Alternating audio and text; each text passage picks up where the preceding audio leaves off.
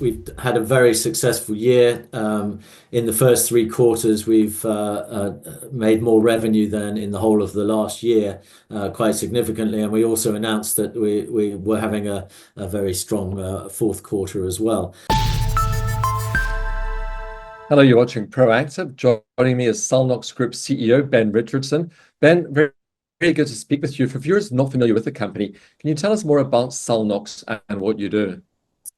Sure. Very happy to be back at Proactive. Many thanks for the opportunity to tell the investors about us. So SulNOx is a UK-listed public company, and our shares are also traded out in America on the OTC market.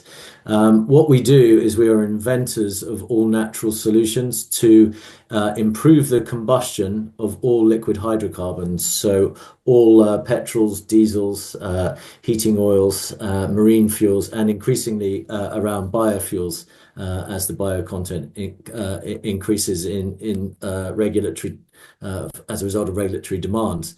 So by making fuel combust that much more effectively, it means that we provide significant reductions to fossil fuel consumption and associated with that emissions reductions. So we're reducing all of the greenhouse gases and indeed the black smoke that you see coming out of exhausts, which is obviously very harmful from an air quality perspective. So what we are is a company that invents and has multiple patents now for our green tech solutions that are solving the climate crisis today by reducing fossil fuels and reducing associated emissions.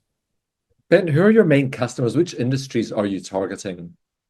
Well, it's literally every combustion engine on the planet. So it's a vast market. Our main focus is on marine. There are 120,000 vessels across the globe that burn huge quantities of fuel every day. And they consist of around 5% of the global fuel consumption. So those are the ones we're going after, and where we're seeing particular success as a result of increased regulation, forcing these companies to reduce their consumption. But it's mining and construction, it's logistics and freight, it's generators, and agriculture, defense. They all have internal combustion engines and all use vast quantities of fuel. In West Africa now, we're actually getting into the fuel stations themselves. So you and I and logistics companies that fill up at the petrol stations, that's also a huge and repeating and growing market for us as well. In fact, you've just added another rail freight firm to your list of partnerships. That's Colas. You announced last week that they're going to be using your fuel conditioner. Tell us a bit more about that contract. Yes, so I didn't mention rail, but rail is another huge market with around 26,000 locomotives using diesel today. So we conducted a long-term study with Colas and some emissions monitoring technology. We used SulNOx on their locomotives and indeed the tampers that repair and maintain the tracks. And I'm very pleased to say that on those 6 diesel engines that run heavy operations pulling freight, we showed around a 5% improvement in fuel efficiency, but critically reductions in greenhouse gases and also the black smoke, which is obviously what we all experience when we're in a station and we can see and smell the fumes. So look, this is a big deal because of the size of the rail market across the globe. Colas is a big name, part of a much bigger French group called Bouygues, and it's very encouraging that it's another industry where SulNOx has shown our effectiveness at improving combustion and reducing emissions, and one that we hope now will roll out across the planet, because it's not always possible to electrify the rail infrastructure in many countries.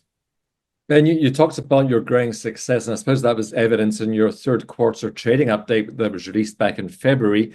Revenue more than doubled in the December quarter, volumes up by 89%. And you also announced new investors as well as new partnerships. So tell us about your growth strategy and how you're seeing this going forward. Yeah, so you're right. We've had a very successful year. In the first three quarters, we've made more revenue than in the whole of the last year, quite significantly. And we also announced that we were having a very strong fourth quarter as well. And this is multifaceted. The fact is that we're now a product that's sold in more than 40 countries. Our patents are growing.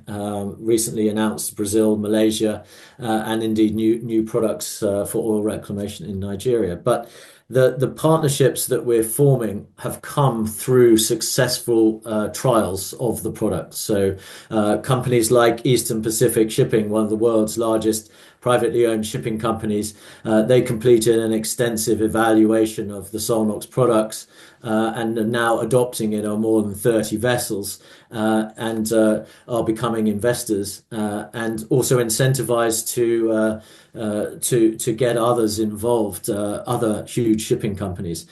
So companies like EPS. McQuilling, who is a very large shipbroker company out of America, also investors now and introducing their client base. So that, along with Technava in Greece, another huge industry-leading shipping broker house and supplier of shipping equipment. What I'm basically saying is we're calling it the sheep ball.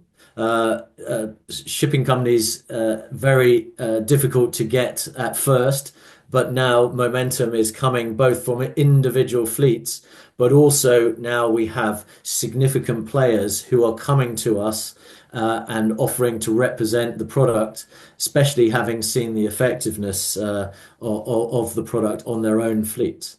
And this is causing repeat revenue. It's causing much better pricing to be achieved by us from our chemical manufacturers. And yes, you're seeing that in the rising revenue.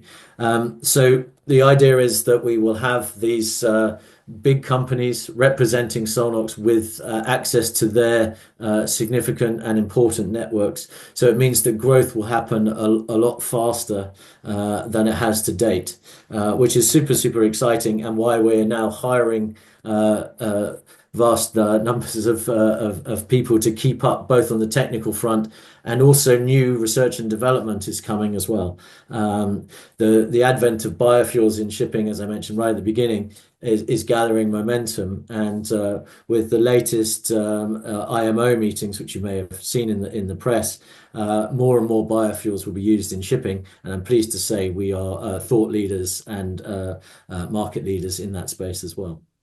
It sounds like a very positive period for the company. Ben, I hope you'll keep us posted as that momentum builds. Thanks for the update today. No, very pleased to have given it to you. I hope you see the enthusiasm and where we're going. It's really exciting times for SulNOx. Thank you very much, Stephen. That's Ben Richardson, the CEO of SulNOx Group.